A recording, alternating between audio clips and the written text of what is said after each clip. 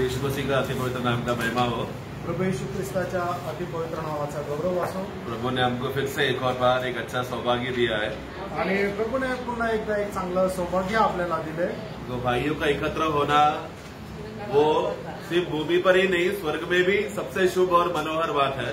आणि बंधू लोकांनी एकत्र येणं फक्त पृथ्वीवरच नाही तर स्वर्गामध्ये सुद्धा एक धन्य अवस्था आहे। प्रभु ने जब चेलों के साथ जब वो आखिरी दावत जिसको लास्ट सफर कहते हैं, जब चेलों के साथ उन्होंने जब प्रभु मेज का शुरुआत किया था पहले बार, आणि प्रभू येशू ख्रिस्ताने शिष्यांसोबत सर्वात पहिले प्रभु मेजाची ज्यावेळेला सुरुवात केली होती, वो सब हो जाने के बाद प्रभु कहता है कि अभी मैं ये जो दाखरस का जो ये रस है, इसका रस में अभी तुम्हारे साथ स्वर्ग में साथ में मिलकर हम आनंद मनाएंगे। आणि मग त्यावेळेला प्रभू येशू ख्रिस्त शिष्यांना म्हटलं की आता हा जो द्राक्ष रस आहे तो आपण स्वर्गामध्ये एकत्र घेऊन आनंद करू। यानी कि क्या प्रभु आज भी इंतजार कर रहा है कि कब वो दिन आएगा कि भाई लोग स्वर्ग में एकत्र होकर वो दाखरस का वो रस वो लोग पीकर आनंद मनाएंगे।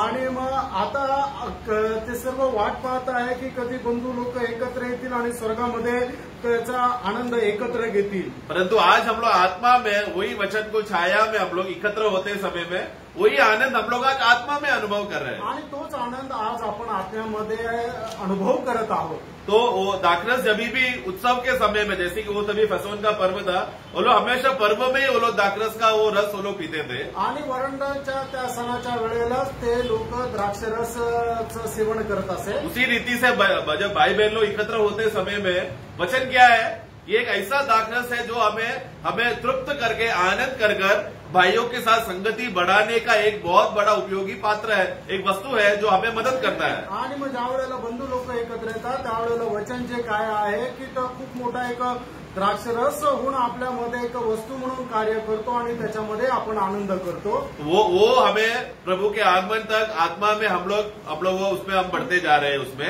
आणि प्रभूच्या आगमनापर्यंत आत्म्यामध्ये आपण त्याच्यामध्ये वाढत जातो। प्रभु ने इसके लिए आज हमें फिर से सौभाग्य दिया, उसके लिए धन्यवाद। आणि याच्याकरता प्रभूने आपल्याला अजून सौभाग्य दिलं म्हणून प्रभूला धन्यवाद। वचन का मनन के लिए हम लोग मत्ती का पुस्तक 11 अध्याय मध्ये त्याचा 11 अध्याय उसका 28 से लेकर 30 तक तो वाक्य मालूम है। 28 से 30 वचन। हे सब परिश्रम करने वालों और बहुत से दबे हुए लोगों, मेरे पास आओ, मैं तुम्हें विश्राम दूंगा। मेरा जुआ अपने ऊपर उठा लो और मुझसे सीखो, क्योंकि मैं नम्र और मन में दीन हूँ, और तुम अपने मन में विश्राम पाओगे, क्योंकि मेरा जुआ सहज और मेरा बोझ हल्का है। प्रभु बहुत ही आनंद के साथ प्रभु ये वाक्य कह रहा है आणि खूप आनंदासह प्रभू हे वचन बोलत आहे। इसमें 2 बार प्रभु विश्राम करके कहा है ना, आणि 2 वेळा या ठिकाणी प्रभूने विसावा हा शब्दाचा उपयोग केलेला आहे। परंतु अगर आप लोग ध्यान दोगे तो ये दोनों एक ही प्रकार का विश्राम का बात कर रहा है क्या दोनों अलग अलग है? आणि जर लक्ष देऊन तुम्ही जर पाहिलं तर दोन्ही ठिकाणी जो विसावा म्हटलेला आहे तो एकाच प्रकारचा विसावा आहे का दोन्ही वेगवेगळे आहे? आप लोग 28 में क्या पढ़ते हैं? मैं तुम्हें विश्राम दूंगा। आणि 28 वचनामध्ये आपण काय पाहतो की प्रभू येशू ख्रिस्त म्हणतो की मी तुम्हाला विसावा देईन। 29 में हम पढ़ते हैं कि तुम विश्राम पाओगे, आणि तुम्हाला विश्राम मिळेल। दोनों में फर्क है कि एक ही है?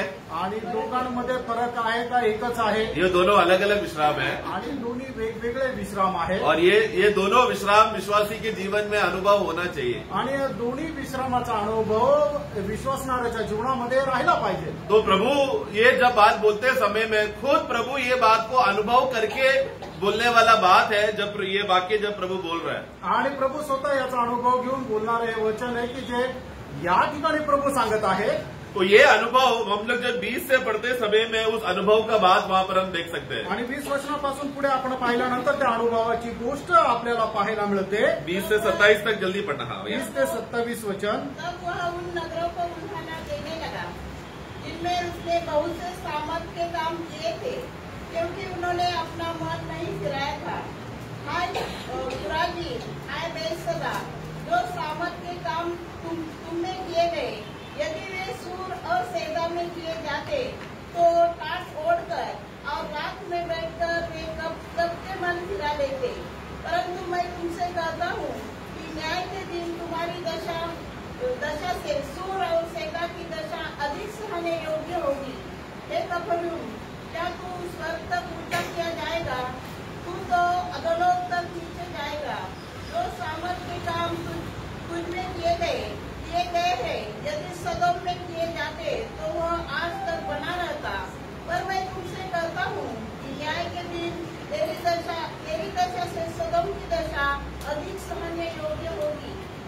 समय यीशु ने कहा, हे पिता, स्वर्ग और पृथ्वी के प्रभु, मैं तेरा धन्यवाद करता हूँ कि तूने इन बातों को ज्ञानियों और समझदारों से छिपा रखा और बालकों पर प्रकट किया है।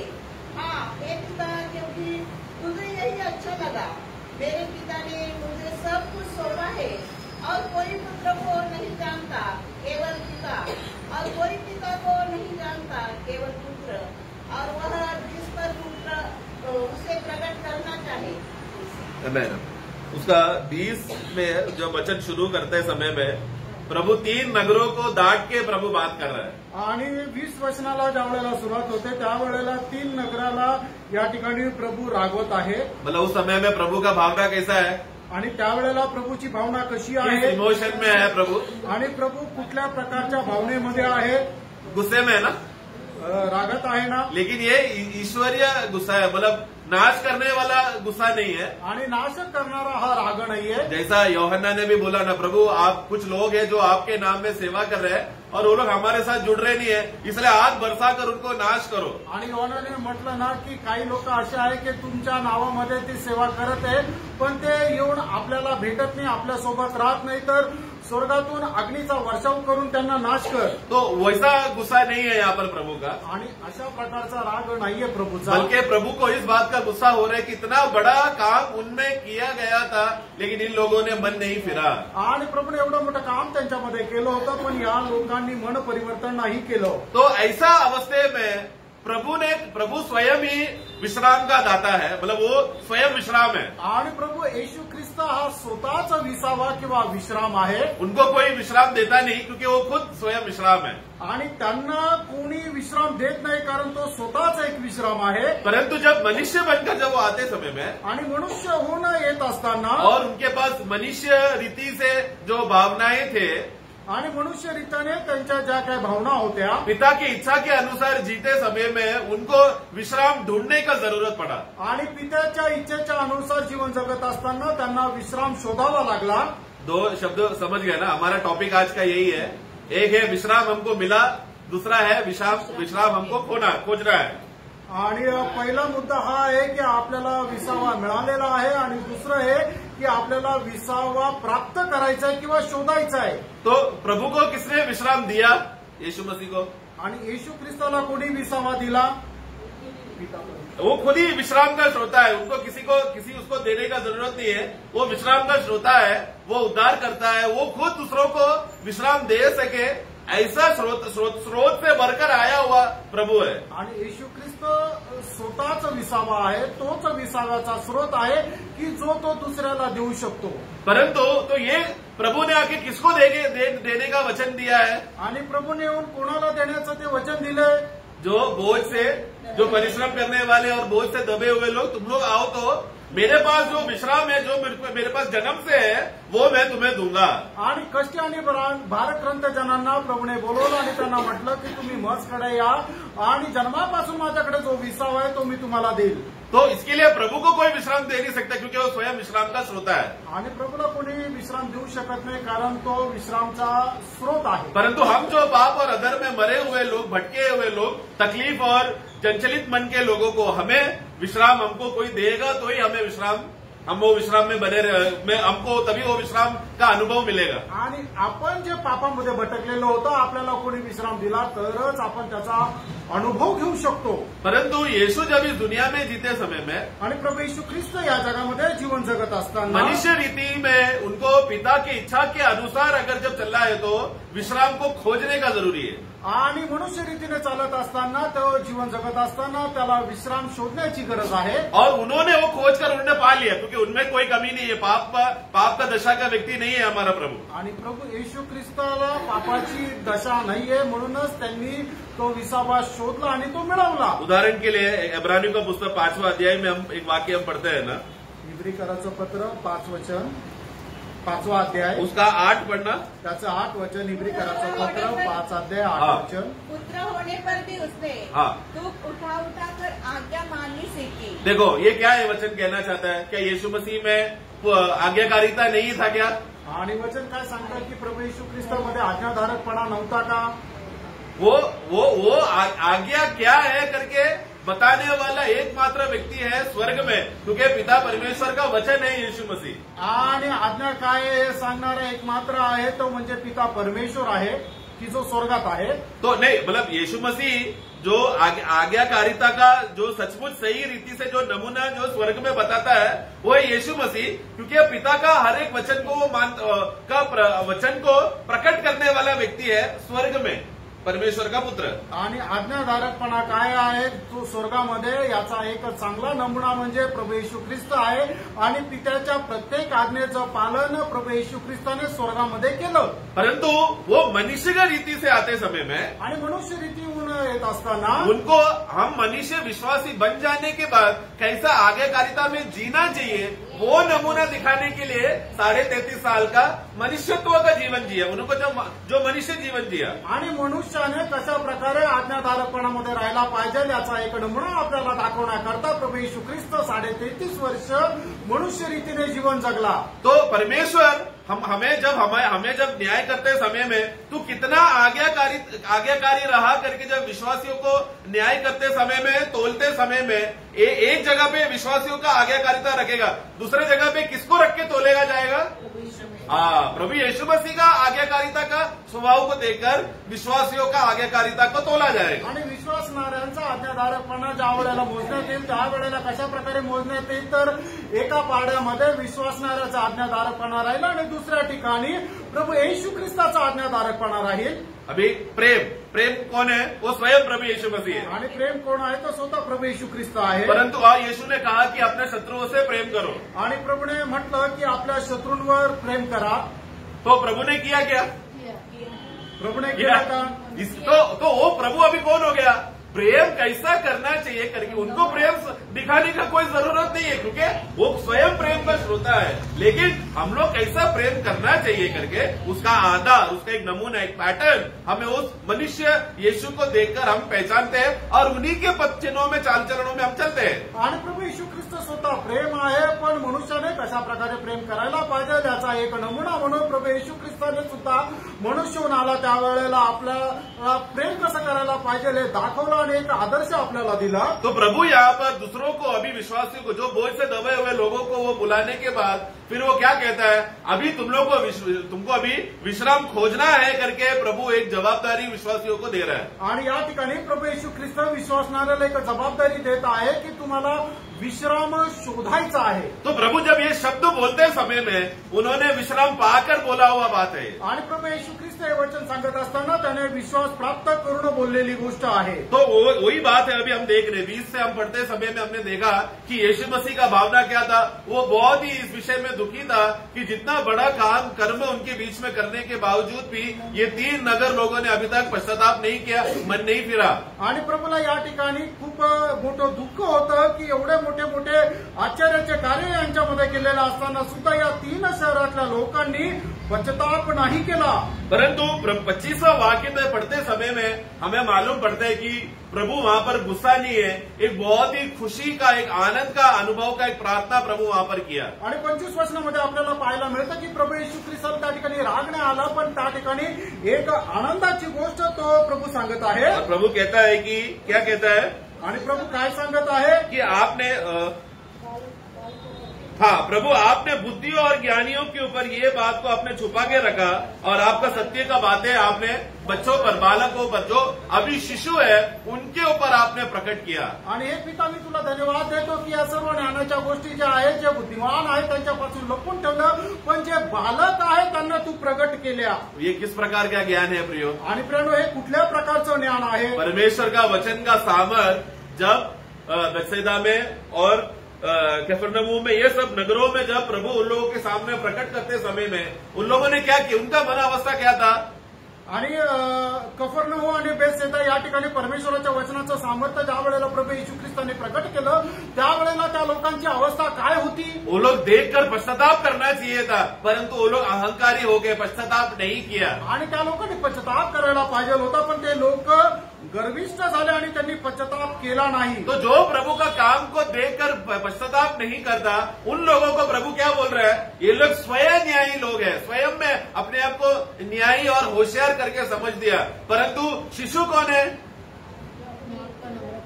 जो वचन सुनकर अपने आप को नम्र करता है। आणि मग त्यांनी पश्चाताप नाही केला म्हणूनच प्रभू त्यांना काय म्हणतो की ते स्वतःच न्यायी झाले, स्वतःच शास्त्र झालेले आहे, पण लहान बालक कोण आहे की ज्यांनी पश्चाताप केला। इसके लिए प्रभु क्या बोल रहा है, ये पिता मैं धन्यवाद देता हूँ। आणि म्हणूनच प्रभू काय म्हणत आहे की हे पिता मी तुला धन्यवाद देतो। कितना बड़ा भेद आपका वचन, मतलब मसीह कौन है, यीशु परमेश्वर का पुत्र, ये मनुष्य के रूप में आकर आया है करके, वो कौन है उद्धार करता करके, ये बात का गहराई सत्य उन लोगों को समझने के बात बताने के बाद भी वो लोग समझ नहीं पाए। क्यों? क्योंकि वो लोग अपने स्वयं ज्ञान में वो लोग गिरे हुए थे। आणि प्रभू येशू ख्रिस्त कोण आहे की तो स्वतः मनुष्य रूप धारण करून त्यांच्यामध्ये वास केला, ही गोष्ट त्यांना सांगितलेली असताना सुद्धा त्यांना समजली नाही। कारण का की ते आपल्या स्वतःच्या ज्ञानामध्ये होते, आपल्या स्वतःच्या गर्वामध्ये होते। तो ये लोग सब कौन है? ये लोग सब अपने आप में अपना मेहनत करके, परिश्रम करके, अपना दुनिया को चलाकर अपना जिंदगी को बढ़ाने वाले लोग हैं, परंतु विश्राम उन लोग के जीवन में अभी तक आया नहीं था। आणि ते लोक कष्ट करून, परिश्रम करून आपलं जीवन उदरनिर्वाह करणारे लोक होते, आपली संपत्ती वाढवणारे होते, पण त्यांना विसाव्याचा अनुभव नव्हता। इसके लिए प्रभु क्या किया? आणि याच्याकरता प्रभूने काय केलं? पहला प्रभु उन लोग के पास गया, पहिले प्रभू त्यांच्याकडे गेला, वो लोग ने नहीं स्वीकारा, त्यांनी स्वीकारलं नाही। फिर प्रभु बाहर आकर कहता है, आणि बाहेर येऊन प्रभू त्यांना असं म्हणतो, तुमको अगर विश्राम चाहिए तो तुम मेरे पास आओ, आणि तुम्हाला विसावा पाहिजे तर तुम्ही माझ्याकडे या। प्रभु हमारे जीवन में परिस्थितियां क्यों देता है? आणि प्रभू आपल्या जीवनामध्ये अशा परिस्थिती का देतो? सबसे पहली बात, प्रभु का बहुत बड़ा दया है कि आत्मा में हमें सुसमाचार का, शांति का वचन हमें देते रहता है। आणि सगळ्यात महत्वाची गोष्ट ही आहे की प्रभू आत्म्यामध्ये शांतीचं वचन आपल्याला देतो। वो प्रभु खुद आके हमें विश्राम का संदेश दे रहा है, आणि तो प्रभू स्वतः येऊन आपल्याला विसाव्याचा संदेश देत आहे। पर हम लोग कौन है? आणि आपण कोण आहोत? हम लोग पाखंडी और अहंकारी और स्वयं प्रेमी लोग हैं। हमको ऐसा सुसमाचार नहीं चाहिए। आणि आपण गर्विष्ठ आहोत, अहंकारी आहोत, स्वतःवर प्रेम करणारे आहोत, आपल्याला ही स्वार्था नकोय। हम लोग अपने ही बोझ में और अपने ही कर्म के कामों में हम लोग व्यस्त होते हैं, प्रभु के बातों को सुनने के लिए समय नहीं। आणि आपण आपल्या कामामध्ये व्यस्त राहतो आणि प्रभूचे वचन ऐकण्याकरता आपल्याकडे वेळ राहत नाही। इसलिए प्रभु क्या कर रहा है? आणि म्हणूनच प्रभू काय करत आहे? हमारे मनुष्य की जात के जीवन में कष्ट और प्रयास और ये दुनिया को श्राप इसके लिए कर दिया ताकि ये लोग सच्चा उद्धारकर्ता को कम से कम खोज के तो आए और शांति पाए। आणि मनुष्याच्या जीवनामध्ये कष्ट आणि श्राप प्रभूने का ठेवले की जेणेकरून त्या कष्टामध्ये राहून त्यांनी प्रभूचा शोध घ्यावा आणि प्रभूला प्राप्त करावं। इसके लिए 28वां वाक्य में जब प्रभु कहता है मैं तुम्हें विश्राम दूंगा करके बोलते समय में वो किस प्रकार के लोग हैं? आणि प्रभू 28 वचनामध्ये असं म्हणतो की मी तुम्हाला विश्राम देईल, तर मग ते लोक कुठल्या प्रकारचे आहे? वो पाप में और मतलब अधर्मी जो नरक में जाने वाले लोगों को प्रभु कह रहा है। आणि नरकामध्ये जाणाऱ्या लोकांना प्रभू म्हणत आहे। एक वाक्य हम पढ़ेंगे भजन संगीता 38 का 4 में, आणि स्तोत्र 38 त्याच्या 4 वचनामध्ये, क्योंकि मेरे अधर्म के कामों में हाँ। मेरा सिर डूब गया और वे भारी बोझ के समान मेरे सहने से बाहर हो गए। हाँ, अधर्म का बातें क्या है? एक बहुत बड़ा भारी बोझ हमारे ऊपर है। आणि अनितीच्या गोष्टी काय की आपल्यावर खूप मोठं एक ओझं आहे। तो प्रभु यहाँ पर किसको बुला रहे हैं? आणि या ठिकाणी प्रभू कोणाला बोलवत आहे? जो बोझ से दबे हुए, मतलब जो अधर्म में जन्मे हुए, पाप में जन्मे हुए, पाप का कर्म करने वाले लोगों को प्रभु बुला रहे, आओ तुम लोग अशांति में घूम रहे हो, तुम लोग बिना विश्राम के भटके हुए हो, मेरे पास आओगे तो मैं तुम्हें विश्राम दूंगा। आणि ज्यांचा जन्म पापामध्ये झालेला आहे आणि जे पापामध्ये जीवन जगत आहे आणि ते कष्टाने जीवन जगत आहे, अशा प्रकारच्या लोकांना या ठिकाणी प्रभू येशू ख्रिस्त बोलवत आहे की तुम्ही माझकडे या, म्हणजे मी तुम्हाला विसावा देईल। मतलब आत्मा का उद्धार के बारे में कह रहा है आणि आत्म्याच्या तारणा संबंधाने म्हणत आहे। मैं आपको कहना चाहता हूं, अगर हमारे बीच में से कोई है जो इस पाप का दबाव में फंसा हुआ है और उनका विवेक उनको दबाकर पाप का बोझ में गिरा रहा है, उनके लिए बचने का एक ही रास्ता है, बोझ हटना है तो उस यीशु के पास आओ जो हमारा बोझ उठाएगा। आणि मी तुम्हाला सांगू इच्छितो की या ठिकाणी बसल्यापैकी अजूनही कोणी जर पापाच्या ओझ्यामध्ये आहे तर मग प्रभू येशू ख्रिस्त तुम्हाला बोलवत आहे, प्रभू येशू ख्रिस्ताकडे या, म्हणजे तुम्हाला त्या पापाच्या ओझ्यातून तो मुक्त करेल आणि विश्राम देईल। क्योंकि हमारा प्रभु ऐसा काबिल प्रभु है कि ये पाप का और अधर्म के द्वारा मनुष्य जात के ऊपर आया हुआ बोझ को निकालकर बाहर निकालने का जो एक्सपर्टीज है वो सिर्फ यीशु के पास ही है। आणि पापाचं जे ओझं, जे बर्डन आपल्यावर आलेलं आहे ते सर्व काढून टाकण्याचं करण्याचं सामर्थ्य जे आहे ते फक्त प्रभू येशू ख्रिस्ताकडे आहे. परंतु अगर हम लोग ये बेथसेदा के जैसे के लोग, कफरनहूम के जैसे के लोगों ने स्वयं गर्विष्ठ होकर अपना स्वयं का रास्ता ढूंढने का कोशिश किया तो हमारा अंत क्या रहेगा? उसी पाप का बोझ में हम लोग मर जाएंगे. आणि मग ज्याप्रमाणे बेथसेदा आणि कफरनहूमच्या लोकांनी आपल्या इच्छेच्या प्रमाणे मार्ग शोधला आणि त्याच्यामध्ये ते चालत राहिले, तर मग ज्याप्रमाणे त्यांचा नाश झाला त्याप्रमाणे आपला पण होईल. हम लोग इब्रानियों में क्या पढ़ते हैं? आज का दिन उद्धार का दिन है ना. आणि इब्रिकराच्या पत्रामध्ये आपण काय वाचतो की आजचा दिवस जो आहे तो तारणाचा दिवस तो आहे. जब तक आज का दिन कहलाता है, उस उद्धार करता जो हमें विश्राम देगा और जो हमें बोझ हटाएगा, उस प्रभु के पास आओ. आणि मग आपल्याला जो तारण देतो, जो विश्राम देतो, त्या प्रभूकडे या. हम लोग एक्चुअली ये पाप में हम लोग ये जी करिए, पाप का दबाव में जी कर क्या हो गया? हम लोग हमेशा धोखा में जीने वाले लोग हो गए प्रियो. आणि पापाच्या दबावामध्ये आपण जगून काय झालं, एकदम फसगतीमध्ये जगणारे लोक झालो. मैं जब ऑफिस में जब मैं काम करता था, आणि ऑफिसमध्ये ज्या वेळेला मी काम करत असेल, आप लोग को भी ये अनुभव रहेगा आणि तुम्हाला पण हा अनुभव असेल. या मैं ऑफिस में, आप लोग शायद किचन में काम करते रहेंगे या दूसरा ऑफिस में किधर और आप लोग काम करते रहेंगे, आणि तुम्ही सुद्धा कुठे काम करत असाल, कदाचित आपल्या घरात काम करत तो असाल. बीच में मुझे ना वर्कलोड, मतलब जो बॉस आकर हमको एक काम करते रहेगा, उसी के ऊपर 2-3 काम और देगा. आणि मग ज्या वेळेला आपण एक काम करत राहू त्यावेळेला आपला बॉस येईल आणि आपल्याला अजून 2-3 कामं सांगून जाईल. तो हमारा वर्कलोड क्या हो गया? वो काम का वो बोझ और बढ़ गया. आणि मग कामाचं ओझं काय झालं, अजून जास्त वाढलं. तब मैंने किया और मैंने बोला, प्रभु मुझे एक असिस्टेंट दे दो जो मेरा थोड़ा बोझ निकालकर मुझे थोड़ा काम के लिए मदद करेगा. आणि मग त्यावेळेला मी काय म्हटलं, प्रभू मला एक सहाय्यक दे की जे माझं ओझं थोडं कमी करेल. मैं ऐसा सोचता था मैं ऐसा जीवन में जब काम करते टाइम में, आणि मी काम करत असताना असा विचार करत होतो. परंतु जब हम ये वाक्य पढ़ते समय में, आणि हे वचन आपण वाचत असताना प्रभु यहाँ पर क्या कहता है? आणि प्रभू या ठिकाणी काय म्हणत आहे, जो भारी बोझ से है वो लोग मेरे पास आओगे तो मैं तुम्हारा थोड़ा बोझ हटाऊंगा, ऐसा कहता है क्या? आणि जे खूप कष्टाने जीवन जगतात त्याच्यापैकी मी तुमचं थोडंसं कष्ट दूर करेल, असं आहे का? प्रभू कितना बोझ हटाएगा? आणि प्रभू किती ओझं आपलं बाहेर कमी करेल. आधा बोझ हम पे रखकर आधा मैं करता हूँ, ऐसा करेगा क्या? आणि अर्ध ओझं तो घेईल आणि अर्ध ओझं आपल्यावर ठेवेल, असं आहे का? समझे क्या? समजले का? हमारा प्रभु कौन है?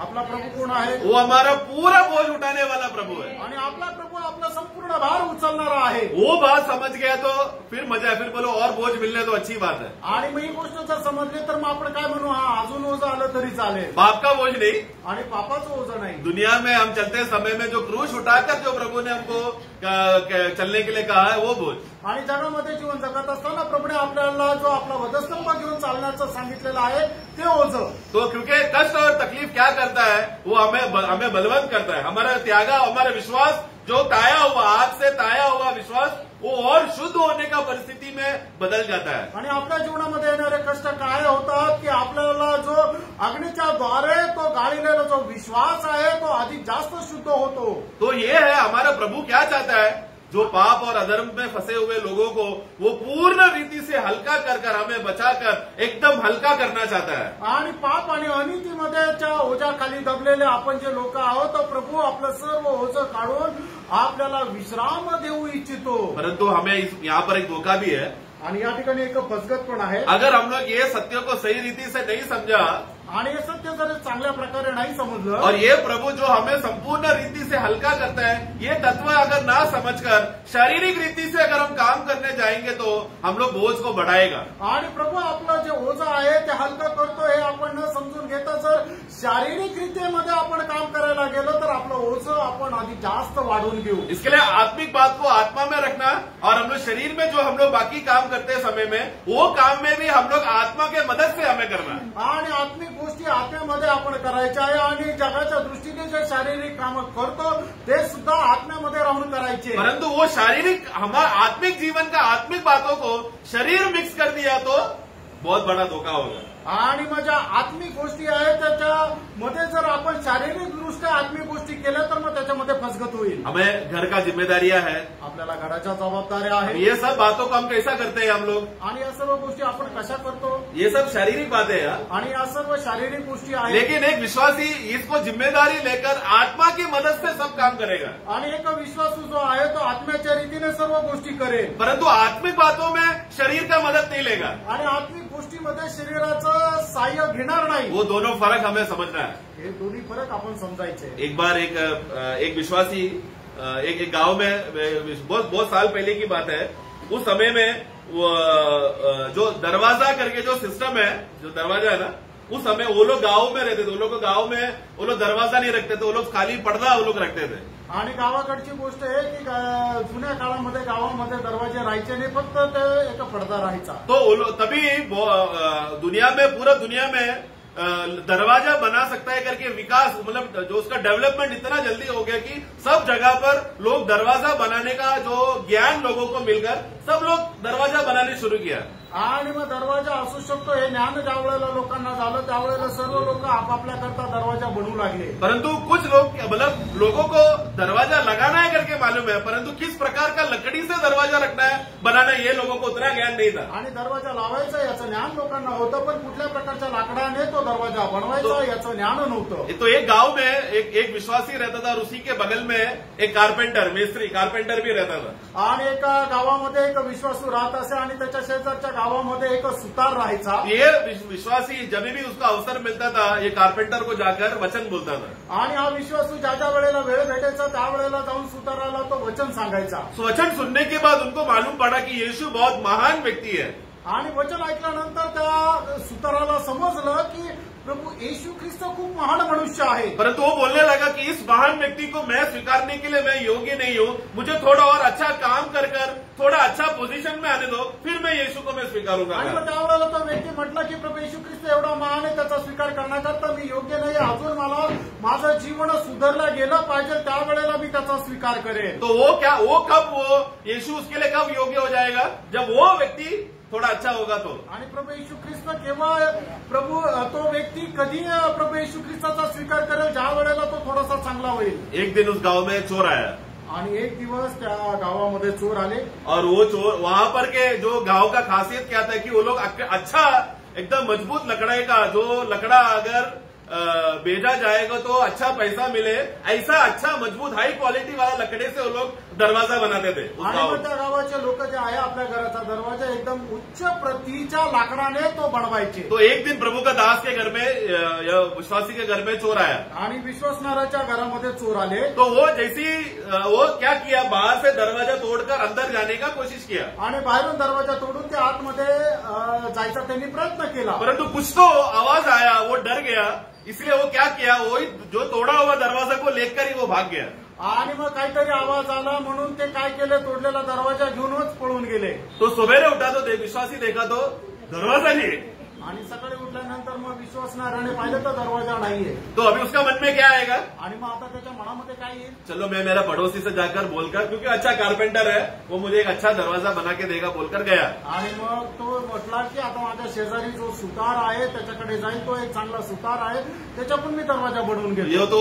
ये बात सुनकर वो जो कारपेंटर उनको बहुत बुरा लगा और दया होकर वो बोला, हे मित्र मैं तुमको आपको सबसे बेस्ट दरवाजा, एकदम तगड़ा दरवाजा बना के दूंगा बोलकर उन्होंने 2-3 महीना उसमें काम कर दरवाजा लाया.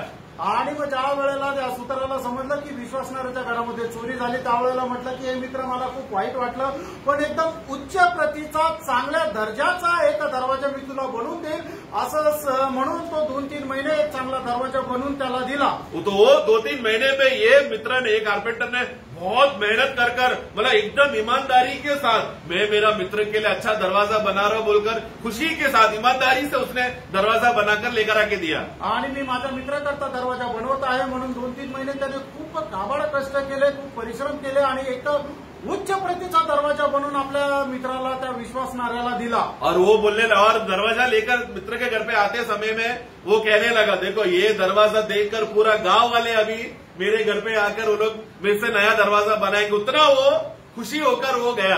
आणि हा दरवाजा पाहून गावाकडचे सगळे लोक आता दरवाजा बनवायला माझ्याकडे येईल एवढा आनंद आला, त्याला एवढा आनंद झाला. वो विश्वासी ने जब वो दरवाजा आते हुए देखकर उन्होंने कंप्लेन करने लगा, अरे ये दरवाजा सही नहीं है. आणि तो दरवाजा घेऊन येत असताना मग तो विश्वासू म्हटला की हा दरवाजा बरोबर नाहीये. वो सुना तो कारपेंटर का दिल इतना दर्द में, अरे आप क्यों ऐसा बोल रहे हो मित्र, मैंने आपके लिए इतना मेहनत करके 2-3 महीना सिर्फ और कोई काम नहीं लिया, सिर्फ आपके लिए मैंने दरवाजा बनाया और आप ऐसा उलटा नेगेटिव्ह रिमार्क क्यों दे रहे हो मुझे? आणि मग त्यावेळेला तो सुतार म्हटला की मी तुमच्यासाठी एवढं परिश्रम केले, 2-3 महिने काम केलं, दुसरं काहीच काम नाही केलं आणि एवढं उच्च प्रतीचा दरवाजा मी बनवून आणला तरी सुद्धा तुम्ही असं का बोलले?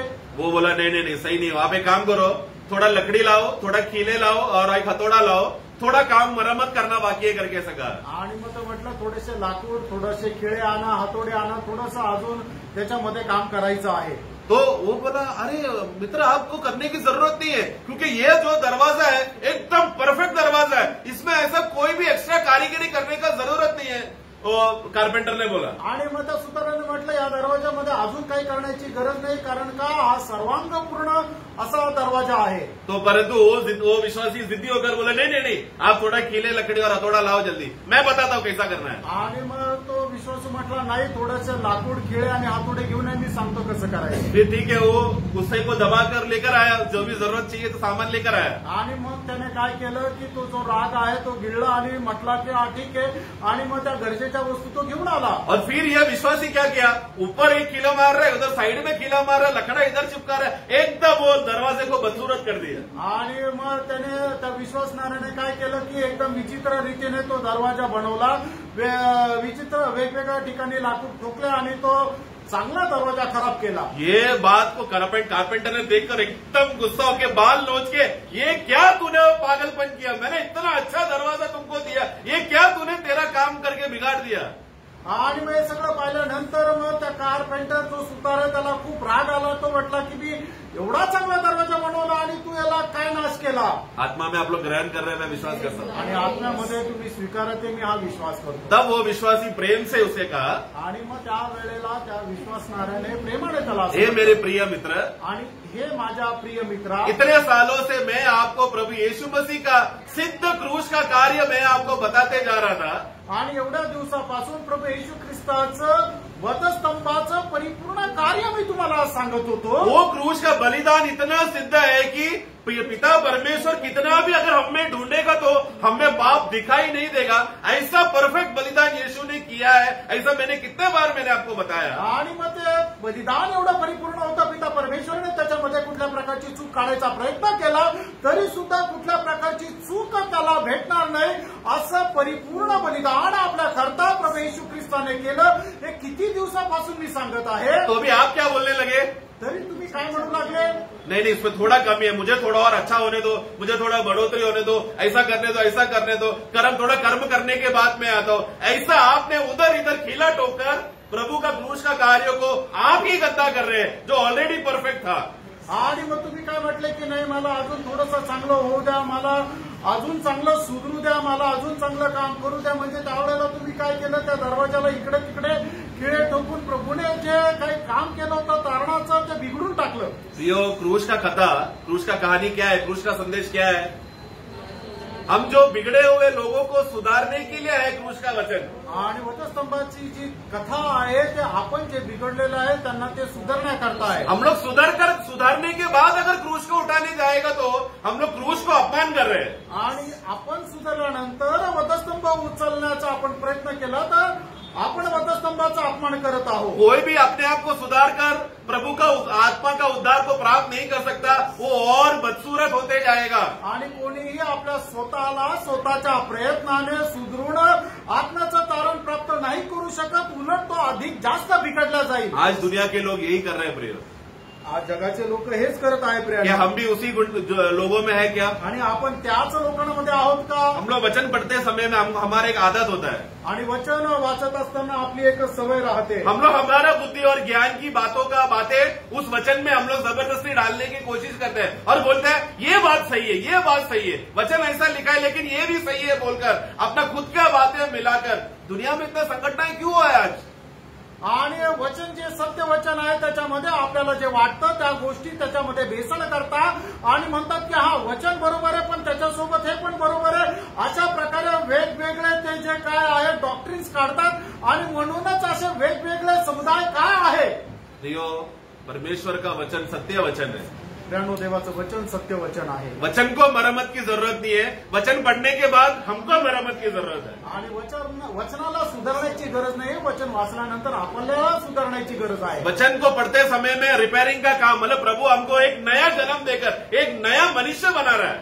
आणि प्रभू एक नवा जन्म देऊन आपल्यामधून एक नवीन मनुष्य बनवत आहे. परंतु इसके लिए हमें सबसे बड़ा एहसास होना है, मैं सबसे बड़ा पापी मैं हूँ, अधर्मी मैं हूँ, मुझे वो विश्राम चाहिए, मैं आपके पास आता हूँ बोलकर समर्पण करना है. आणि आपल्याला या गोष्टीची जाणीव राहायला पाहिजे की जगामध्ये सगळ्यात मोठा पापी मी आहे, मला तारणाची गरज आहे आणि तो प्रभू येशू ख्रिस्त देऊ शकतो. म्हणूनच आपण प्रभूपासून विसावा प्राप्त करण्याकरता प्रभूकडे यायचं. इस रीति से जो बोध्य से आएगा तुरंत प्रभु उनको विश्राम देगा.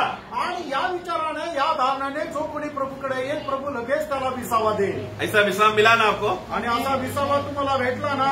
उन्हीं लोगों के लिए अगला बात जो हम पढ़ते हैं, आणि त्याच लोकांकरता आपण पुढचा भाग पाहतो. फिर प्रभु ने 11 अध्याय में, आणि मग प्रभूने 11 अध्यायामध्ये, मध्य 11 अध्याय, जिसको ऑलरेडी विश्राम मिल चुका है आणि ज्याला अगोदरच विसावा मिळालेला आहे, जिसने अपने पाप और अधर्म के वजह से जो बोझ का दबाव में दबे हुए थे वो सब दबाव को हटाकर, आणि जे पाप आणि अधर्मामुळे त्या दबावामध्ये होते त्यांनी ते सगळं पाप आणि अनीती बाजूला करून ऐसे लोगों को विश्वासी बनाकर आत्मिक जुआ उनके ऊपर डालेगा. आणि मग अशा लोकांना जे विश्वासणारे आहेत त्यांच्यावर आत्मिक जू टाकेल. ये एक ऐसा जुआ है जो वजन देकर दबाता नहीं है, लेकिन हमारा आत्मिक जीवन में उन्नति से चलने के लिए सहायता करता है. आणि मग ह्या अशा प्रकारचा एक जुआ आहे की त्याच्या ओझ्याखाली आपण दाबला नाही जात, पण आत्मिक जीवनामध्ये अधिक जास्त वाढण्याकरता तो आपल्याला सहाय्यक आहे. इस रीति से प्रभु का जुआ जिसने उठाकर उसको मानकर उसने समर्पण किया, आणि मग अशा प्रकारे प्रभूचा जू उचलून त्याला पालन करत ज्याने प्रभूचा सन्मान केला, उनके प्राणों में, उनका मन में विश्राम आएगा. आणि त्यांच्या जीवामध्ये, त्यांच्या मनामध्ये विसावा येईल. आपका भाषा में आपका मन में विश्राम मिलेगा करके लिखा है ना, मन में ना, अंग्रेजी बाइबल में प्राण में लिखा है, या एक ही बात है दोनों. तो मतलब यहाँ पर विषय क्या है, यहाँ पर ये जो दूसरा जो विश्राम जो हमें मिलने का बाद वो प्राण की बात कर रहा है. आणि मग दुसरा विसावा जो आपल्याला मिळण्याचा आहे तो आपल्या जीवाचा करता असणारा विसावा आहे. तो पहला वाला विश्राम कौन सा था जो प्रभु देगा करके कहा था? आणि पहिला जो विसावा होता तो प्रभु आपल्याला देईल, तो कुठला होता? वो हमारा आत्मा में, प्रभु में हमें स्थिर, प्रभु में हमें पाया जाने का विषय, मतलब नया जन्म का बात था. पहला वाला विश्राम के बारे में जो कहा रहा, आपलं जे तारण होतं, आपला नवा जन्म होतो, त्याची ही गोष्ट होती ते 28 वचनामध्ये. परंतु हमारा प्राण विश्वासी बन जाने के बाद हमारा प्राण कैसा है अभी, आणि विश्वासू झाल्यानंतर आपला जीव कसा आहे? हम लोग अभी भी, हमारा ये पापमय शरीर प्रभु का आत्मिक बातों को स्वीकारने के लिए तैयार नहीं है अभी भी. आणि आपलं पापमय शरीर जे आहे ते आत्मिक गोष्टी स्वीकारण्याकरता तयार नाही. गलतियों 6 में हम पढ़ते हैं ना, आत्मा प्राण के विरुद्ध और प्राण आत्मा के विरुद्ध हमेशा, आत्मा शरीर के खिलाफ और शरीर आत्मा के खिलाफ हमेशा झगड़ा में रहता है, सहयोगी नहीं होता. आणि गलातीकराच्या पुस्तकामध्ये आपण वाचतो ना की शरीर आत्म्याच्या विरोधामध्ये आणि आत्मा शरीराच्या विरोधामध्ये कार्य करतं आणि हे दोघं कधी एक होत नाही. जब तक ये लोग दोनों में संघर्ष होते रहता है तब तक विश्वासी मानव एक आत्मिक युद्ध में जी रहा है. आणि ज्या ज्या वेळेला यांच्यामध्ये संघर्ष होत राहतो त्या त्या वेळेला तो एक आत्मिक व्यक्ती जो आहे तो संघर्षामध्ये जीवन जगत राहतो. इस आत्मिक युद्ध में उसको विश्राम ढूंढना पड़ेगा. आणि या आत्मिक युद्धामध्ये त्याला विसावा शोधावा लागतो. परंतु उसके लिए भी प्रभु ने उत्तर, वो मतलब वो खुद से ढूंढने वाला बात नहीं है, प्रभु उसको ढूंढ कर देने वाला बात है यहाँ पर विषय. आणि मग तो स्वतः शोधणारी गोष्ट नाहीये, तो प्रभू शोधून त्याला देणारी गोष्ट आहे. भजन संगीता में हम लोग एक वाक्य पढ़ते हैं उसका 42 का 5 में, आणि स्तोत्र 42 त्याच्या 5 वचनामध्ये वहां पर हमारा अवस्था के बारे में, हमारा प्राण क्या कैसा है करके पढ़ते हैं 42 का. हाँ, हे मेरे प्राण क्यों गिरा जाता है, देखो, हाँ, तो अंदर ही अंदर क्यों व्याकुल है, हाँ, परमेश्वर पर आशा लगाए रहो, हाँ, क्योंकि मैं उसके दर्शन से उद्धार पाकर हाँ, फिर उसका धन्यवाद करूंगा. हाँ. ये कौन किसको कह रहा है? आमेन, आमेन, है ना. हे मेरे प्राण मतलब, मेरा प्राण मतलब मेरा आत्मा, मेरा प्राण को क्या बोल रहा है? तू क्यों नीचे दबा हुआ अवस्थे में, तू क्यों गिरा हुआ अवस्थे में, तू जानता नहीं तू विश्वासी बन चुका है अभी. आणि मग हे तू असा खाली का पतन झालेला आहे, तुला माहिती नाही का तू विश्वासू आहे? विश्वासी बन जाने के बाद हे प्राण अभी तू क्या करना चाहिए, तेरे अंदर जो आया हुआ उस विश्राम को अगर तू थामेगा तो हे प्राण तुझे विश्राम मिलेगा। आणि मग विश्वासू झाल्यानंतर तुझ्या आतमध्ये आलेला जो आत्मा आहे त्याला तू पकडून राहिले तर निश्चितच तुला तो विसावा प्राप्त होईल। ये हम लोग ढूंढकर हम लोग खुद बनाने वाला विश्राम नहीं है, ये ऑलरेडी प्रभु ने जो आत्मा में जो विश्राम दिया है उसको थामने वाली बात का विषय है। आणि आपण प्राप्त करणारा विसावा नाही, तो प्रभूने आपल्याला जो आत्म्यामध्ये विसावा दिलेला आहे तो प्राप्त करणारी गोष्ट आहे। परंतु ये बात का तत्व अगर हम नहीं समझेंगे, हम लोग दुनिया में हम क्या करते हैं, दुनियादारी में चले जाकर अपना खुद का विश्राम बनाने की कोशिश करते हैं आणि जगाच्या गोष्टीमध्ये जाऊन आपण स्वतः शांती शोधण्याचा प्रयत्न करतो। कुछ लोगों का काम उनका विश्राम हो गया, आणि काही लोकांचं काम जो आहे तो त्यांचा विसावा झाला। कुछ लोगों का करियर, आणि काही लोकांचं करिअर, कुछ लोग सोचते हैं कि मैं बड़ा घर बनाऊं तो मैं विश्राम में जीऊंगा, आणि काही लोकांना असं वाटतं मोठं घर मी बनवेल त्यावेळेला मला विसावा भेटेल। तो प्रभु को छोड़कर या उसके अंदर जो विश्राम आया है उस बात को छोड़कर कोई और अलग अलग बातों को ढूंढने की वजह से क्या हो गया, वो अभी भी एक अशांति का अवस्थे में जा रहा है। आणि प्रभूला सोडून जगाच्या गोष्टीच्या पाठीमागे जो कोणी विसावा शोधण्याचा प्रयत्न करतो त्याला विसावा तर नाही भेटत, पण तो अधिक जास्त शांतीमध्ये अशांतीमध्ये डुबून जातो। ऐसा विश्वासी संसार के पापियों से में ज्यादा फर्क नहीं है। आणि असा जो विश्वासी आहे त्याच्यामध्ये आणि जगाच्या पापी व्यक्तीमध्ये जास्त फरक नाहीये, एक ही बात का फर्क है, एकाच गोष्टीचा फरक आहे। पापी के अंदर विश्राम नहीं है, विश्वासी के अंदर विश्राम है। आणि जो पापी मनुष्य त्याच्यामध्ये विसावा नाहीये, पण जो विश्वासू आहे त्याच्यामध्ये विसावा आहे। परंतु बाकी सब बातें दोनों सेम रीति से करते हैं, आणि उरलेल्या सर्व गोष्टी दोघं पण एक सारख्याच करतात। दोनों लोग विश्राम बाहर से संसार की बातों से वो लोग खोज कर ढूंढकर मेहनत करके तपस्या करके क्या क्या बातें वो लोग करते हैं विश्राम को पाने के लिए, आणि मग ते जगाच्या गोष्टीच्या पाठीमागे जातात आणि विश्वास शोधणं करतात, प्राप्त करण्याकरता काय काय करतात। परंतु विश्वासी के पास ही एक खुशखबरी है, आणि जो विश्वास आहे त्याच्याकडे एक आनंदाची बातमी वो आहे। खुशखबरी क्या है, आणि त्या आनंदाची बातमी काय तो आहे, उधर इधर भागने की जरूरत नहीं है, विश्राम तेरे अंदर है। आणि तुला इकडे तिकडे जाण्याची गरज नाहीये, तर विसावा तुझ्या आतमध्ये आहे। पापियों का अवस्था क्या है प्रियो, आणि जे पापी लोक आहेत त्यांची अवस्था काय आहे, वो लोग क्या क्या करते हैं विश्राम पाने शांति पाने के लिए, आणि ते लोक शांती प्राप्त करण्याकरता काय काय करतात। वो कौन सा प्रकार का पापी है जो एकदम अच्छे से खुशी से जीता है, आणि कुठल्या प्रकारचा पापी की जो खूप आनंदाने जो जगतो, धनवान पापी है वो खुशी से सोता है क्या, आणि जो श्रीमंत पापी तो आनंदाने झोपतो का, जो गरीब भिखारी पापी है वो लोग खुश है क्या, आणि जो गरीब पापी आहे तो खुश आहे का, जो मिडिल क्लास मतलब हमको जरूरत का सब बातें हमें मिल रहा है वो लोग भी खुश है क्या, शांति में है क्या, जे मध्यम वर्गीय आहे ते सुद्धा शांतीने राहतात का। कोई भी प्रकार का पापी ले लो, सब पापी बोझ में दबे हुए निराशा में और अशांति में जी रहे प्रयोग, आणि कुठल्याही प्रकारचा पापी असू द्या ते सर्व अशांतीमध्ये आहे। परंतु विश्वासी ऐसा बोल नहीं सकता, आणि विश्वासू असं म्हणू शकत नाही, क्योंकि विश्वासी के अंदर एक गवाह है कि तू उधर इधर भटक मत, विश्राम तेरे अंदर है। आणि विश्वासणाऱ्याच्या मध्ये साक्ष आहे की तू इकडे तिकडे भटकू नको, विसावा तुझ्या आतमध्ये आहे। और वो विश्राम और कोई और नहीं, प्रभु यीशु मसीह स्वयं है।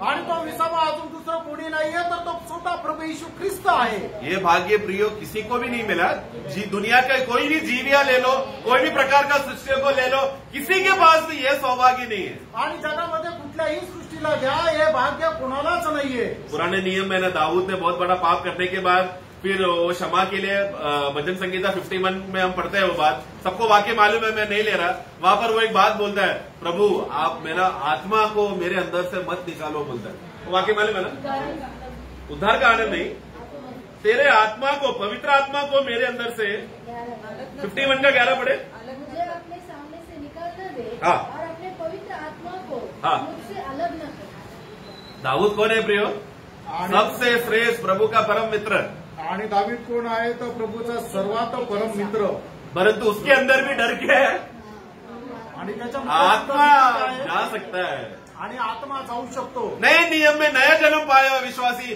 कोई भी ऐसा प्रार्थना कर सकता है क्या, आणि नवीन करारामध्ये नवा जन्म प्राप्त झालेला विश्वासू अशी प्रार्थना करू शकतो का। दूसरा कोरिंदी पहला अध्याय में 20-21 में क्या पढ़ता है, आत्मा का छाप लग गया है, हमारे अंदर आत्मा का मोहर आ गया है, हमको आत्मा बयाने में मिल गया है, मतलब पक्का वो विश्वासी कितना भी तड़पे आत्मा उसको छोड़ के नहीं जाएगा। आणि मग दुसरे करंदीकराचं पत्र पहिला ते 20 आणि 21 वचनामध्ये आपल्याला काय पाहतो की पवित्र आत्म्याच्या द्वारे आपण मुद्रांकित केलेला आहोत, त्याच्या छाप आपल्याला लागलेली आहे। एफेसियों के पुस्तक पहला अध्याय में हम पढ़ते हैं कि वहां पर हमें पाप का क्षमा मिलने की वजह से वह प्रभु ने हमको आत्मा का छाप का मोहर हमारे अंदर लगा दिया है। एक का हम लोग पहला 7 पढ़ना, इफिसकराचं पत्र पहिला अध्याय त्याचं 7 वचन। हमको उसने उसके लहू के द्वारा हाँ। छुटकारा हाँ। अर्थात अपराधों की क्षमा हाँ उसके उस अनुग्रह के धन के अनुसार मिला है। देखो ये मिला है।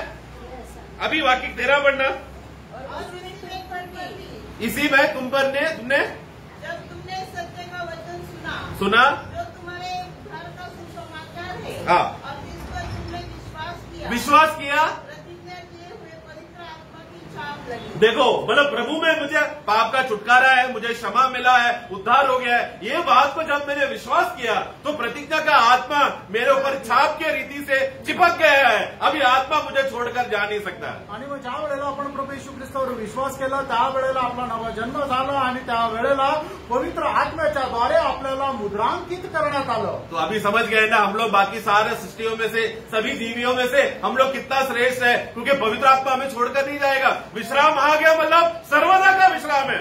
आणि मग इतर लोकांपेक्षा खरोखर आपण किती श्रेष्ठ आहोत, कारण का की आपल्याला पवित्र आत्मा मिळालेला आहे, विसावा मिळालेला आहे की जो आपल्याला सोडून जाणार नाही। परंतु प्रियो ऐसे समय में जो हम लोग उस अंदर आया हुआ पवित्र आत्मा के द्वारा या यीशु मसीह में जो विश्राम हमारे अंदर आ चुका है, हमारे प्राण के उद्धार के समय में हमें क्या करना है, उस विश्राम को थामे रहना है। आणि मग पवित्र आत्म्याच्या द्वारे आपल्याला जो विसावा मिळालेला आहे त्यावेळेला आपल्याला ज्या वेळेला आपलं जो जीवाचं तारण होत राहतं त्यावेळेला काय आहे की आपण त्या विसाव्याला पकडून राहायचंय। इस दुनिया का कोई भी चीज प्रियो हमें हमारा प्राण को विश्राम दे नहीं सकता, तृप्त नहीं कर सकता। आणि या जगाची कुठलीही गोष्ट आपल्या जीवाला शांती नाही देऊ शकत। एक वाक्य जल्दी 5 मिनट में खत्म करता हूँ। एक्लेसियास्टिक्स में 6 का 7 में हम पढ़ते हैं सभा उपदेश त्याचा 6 अध्याय त्याचं 7 वचन। यस, मनुष्य का सारा परिश्रम उसके पेट के लिए होता है कि नहीं? हाँ आगे, तो भी उसका मन नहीं भरता। तो भी उसका मन यानी कि उसका प्राण तृप्त नहीं होते। अंग्रेजी बाइबल में लिखा है, मराठी में कैसे है? तरी त्याच्या जीवाची तृप्ति होत नहीं। देखो मैं पूरा दुनिया वचन के यीशु कहा तू पूरा दुनिया को भी कमा ले, हे बुद्धिमान मूर्ख, हे धनवान मूर्ख, तू पूरा दुनिया को भी कमा ले लेकिन तू तेरा प्राण में विश्राम नहीं पा पाएगा। आणि मग आपल्याला कितीही मिळालं तरी सुद्धा आपल्या जीवाला शांती भेटत नाही। परंतु एक विश्वासी आणि एक विश्वास नाही, उसको शायद 2 दिन का खाना नहीं रहेगा, आणि त्याला 2 दिवस जेवायला भेटलं नाही, उसको पहनने का वस्त्र सही नहीं रहेगा, आणि त्याला घालण्याकरता कपडे चांगले राहणार नाही, कोई भी बात का संसारिक खुशी कुछ भी नहीं है उसके पास नाही। परंतु आत्मा में आया, उसका मनुष्य आत्मा में आया हुआ विश्राम को अगर उसने थामा रहा, प्रभु यीशु मसीह की ओर दृढ़ता से देखा तो क्या होगा, उसका प्राण में तृप्तता है, शांति है, विश्राम है। आणि त्याला मिळालेल्या आत्म्यामध्ये त्याने जर जीवन जगलं तर मग त्याला प्रभू येशू ख्रिस्तामध्ये विसावा आहे, शांती आहे। ये विश्राम का खासियत प्रियो ये अवर्णनीय है। आणि या विसावाचं वैशिष्ट्य जे आहे ते अवर्णनीय आहे। मतलब क्या मैं कितना भी अच्छे से वर्णन करके ड्राइंग बनाकर चार्ट देगा तो भी अगर आप लोगों ने खुद प्रभु को चक्कर अनुभव नहीं किया है, मेरे बोलने से नहीं मिलेगा आपको। ये पर्सनली प्रभु की उपस्थिति में गिरना है हमें। आणि मग तुम्हाला विसाव्या संबंधाने कितीही चांगल्या प्रकारे ड्रॉइंग काढून समजून सांगितलं तरी सुद्धा त्याचा काही उपयोग होणार नाही जोपर्यंत तुम्ही त्याचा स्वतः अनुभव करणार नाही, प्रभूचा तुम्ही स्वीकार करणार नाही, तोपर्यंत तो अनुभव तुम्हाला येऊ शकणार नाही। लेकिन हम तो हमारा मुंह के लिए, हमारा पेट के लिए, अरे मेरे बच्चे को कौन संभालेगा, मेरे बीवी को कौन संभाले, मेरा घर जायदाद, ये सब बातों के पीछे जाने की वजह से हमारा प्राण कभी तृप्त नहीं हो रहा प्रियो। आणि मग माझ्या घराला कोण सांभाळेल, माझ्या मुलांना कोण सांभाळेल, या सर्व गोष्टीच्या पाठीमागे गेल्या कारणाने लोकांना शांती राहत नाही। इसलिए प्रियो क्रूश का कथा इसके लिए हमें मदद करता है। इस विषय में क्रूश एक सबसे बड़ा उत्तम हमें विश्राम का एक केंद्र है वो क्रूश। आणि वधस्तंभ जो आहे तो आपल्याला विसाव्याचा एक स्थान आहे, क्योंकि हम लोग हमारे गलती की वजह से हम लोग जो विश्राम जो प्रभु ने हमारे अंदर दिया था उस विश्राम से भले ही थोड़ी देर के लिए अगर हम लोग बाहर हो जाए, शारीरिक हो जाए तो घबराना नहीं, तुरंत वो क्रूश पे प्रभु की उपस्थिति में आकर गिरो। प्रभु क्या करेगा, हमारा आत्मा में आया हुआ विश्राम को हमारा प्राणों में उंडेलेगा। आणि मग कदाचित होऊ शकतं आपल्या जीवन प्रवासामध्ये आपण थोडं विसाव्यापासून जरी दूर गेलं तरी गरज नाही, लगेच आपण वधस्तंभाकडे यायचंय. त्यावेळेला प्रभू काय करेल, आपल्याला आत्म्यामध्ये आलेला जो विसावा आहे तो आपल्या जीवामध्ये सुद्धा मिळण्याकरता तो त्याच्याद्वारे सहाय्य करेल. उस समय में हम लोग कफरनहूम के लोगों के जैसा, बेसेबा के लोगों के जैसा स्वयं स्वयं ज्ञानी नहीं होना. आणि मग त्यावेळेला कफरनहूम आणि बेतसेदाच्या लोकांप्रमाणे आपण आपल्या बुद्धीवर विसंबून राहू नये. हम लोग वो लोग कितना भी अपना बुद्धि या ज्ञान लगाए, समझ लगाए, प्रभु ऐसा स्वयं ज्ञानियों को विश्राम नहीं देगा. आणि कुणी कितीही आपल्या बुद्धीचा उपयोग करून शांती प्राप्त करण्याचा प्रयत्न करा, प्रभु अशा लोकांना शांती देणार नाही. सिर्फ नम्र और दीन होकर प्रभु के घुटनों, प्रभु के पास आकर गिरने वाले लोगों को ही प्रभु सच्चा विश्राम का अनुभव देगा. आणि फक्त नम्र आणि दीन जे गुडघ्यावर येऊन प्रभूच्या जवळ येतात त्यांनाच प्रभू तो विसावा देतो. तो हमारे अंदर विश्राम नया जन्म की वजह से विश्राम तो आ गया है, मिल चुका है. आणि नवा जन्माच्या द्वारे आपल्याला तो विसावा तर मिळालेला आहे. परंतु अभी भी हमारा प्राण में वो विश्राम का अनुभव में हम लोग गहराई में प्रवेश किया है कि नहीं, ये हमें जांचे और परखे. आणि अजूनही आपण आपल्या त्या जीवामध्ये, त्या विसाव्यामध्ये प्रवेश केला आहे का नाही हे आपण स्वतःला पडताळून समय पहा. होने की वजह से मैं इधर ही रोकना चाहता हूँ, बहुत बोलना था. आणि खूप बोलायचं होतं पण वेळ संपल्या कारणाने मी इथंच थांबू इच्छितो. प्रभु ने हमें एक ऐसा जुआ दिया है प्रियो, जो एक आनंद और उल्लास करने वाला जुआ है. आणि प्रभूने आपल्याला अशा प्रकारचा जो दिलेला आहे की जो आनंद आणि उल्हास करतो. आत्मिक व्यक्ति वो प्रभु ने दिया हुआ जुआ को गले मिलकर खुशी से, प्रभु मुझे और ऐसा बोझ दो बोलकर वो प्रभु में समर्पण करेगा. आणि आत्मिक व्यक्ती काय आहे की प्रभू तू मला अजून जास्त ओझं दे म्हणून तो त्याला स्वीकारेल. परंतु जो शारीरिक विश्वासी वो लोग क्या करेंगे, आणि जो शारीरिक विश्वासी तो काय करेल, वो लोग कंप्लेन, शिकायत करें, प्रभु आज मेरे जीवन में ऐसा क्यों किया, आप ऐसा क्यों करते हो बोलकर शिकायत करेगा. आणि नेहमी तो तक्रार करत राहील की प्रभू तू हे असं का केलं, माझ्या जीवनामध्ये अशा प्रकारचं दुःख का, मलाच अशा प्रकारचं ओझं का, असं म्हणून तो तक्रार करत राहील. संसार के लोग भी यही करते हैं ना. आणि जगाचे लोक पण हेच करतात ना. उनके जीवन में तकलीफ प्रयास आता तो लोग क्या करते हैं, आणि त्यांच्या जीवनामध्ये ज्यावेळेला दुःख कष्ट संकट येतात त्यावेळेला ते लोक काय करतात, हे देव मैंने आपके सामने कितना अगरबत्ती जलाया, कितना मैंने नारियल तोड़ा, कितना मैंने दूध चढ़ाया, फिर भी मेरे जीवन में टेंशन क्यों, हटा दे क्यों नहीं. आणि मी एवढी अगरबत्ती जाळली, एवढं सर्व नारळ चढवलं तरी सुद्धा माझ्या जीवनामध्ये एवढा तणाव का, तो बाजूला का नाही काढत. विश्वासी क्या बोलता है, विश्वासू काय म्हणतो, प्रभु मैं रोज उपवास करता हूँ, मैं रोज बाइबल पढ़ता हूँ, मैं रोज प्रार्थना करता हूँ, फिर मुझे जीवन में टेंशन क्यों आ रहा है. आणि विश्वासू म्हणतो मी दररोज प्रार्थना करतो, दररोज उपवास करतो आणि दररोज वचन वाचतो तरी माझ्या जीवनामध्ये एवढा तणाव का. पापी मंदिर में नारियल फोड़कर चला गया, आणि पापी व्यक्ती जो आहे तो मंदिरामध्ये नारळ फोडून गेला. लेकिन विश्वासी का क्या, आणि विश्वासणाऱ्याचा काय, उसको अपने आप में देखो. आणि त्याने आपल्या स्वतःमध्ये पाहायचंय, हे मेरे मन, हे माझं मन तू क्यों दबा हुआ है, आणि तू का दबलेला आहे. शांति और विश्राम और आनंद तेरे अंदर है, तू जग के देख. आणि शांती, विसावा आणि आनंद हा तुझ्यामध्ये आहे, तू जरा आतमध्ये न्याहाळून बघ. तूने तेरा मुंडी गलत जगह पे रखा है, आणि तू तुझी मान जी आहे ती चुकीच्या ठिकाणी ठेवली. तेरा मुंडी तूने सर पे रखा है, पलट के क्रूज की ओर देख, मन फिर पीछे मुड़, तो प्रभु तुझे विश्राम शांति देगा. आणि तू आपली दृष्टी चुकीच्या ठिकाणी लावलेली आहे, तू आपली दृष्टी वळव आणि वधस्तंभाकडे पहा, तर प्रभू येशू ख्रिस्त तुला विसावा देईल. हमारे लिए एक ही रास्ता है प्रियो, आपल्याकरता एकच मार्ग आहे, सीधे मार्ग में हमें चलना है. आणि सरळ मार्गाने चालायचंय. हमारा लक्ष्य सीधा है, आपलं उद्देश सरळ आहे. जो सीधा चलने के लिए तैयार हो गया, पीछे हो गया, प्रभु का वचन कहता है कि मैं उनसे दुखी हूँ, शोकित हूँ, ऐसा ना करे प्रियो.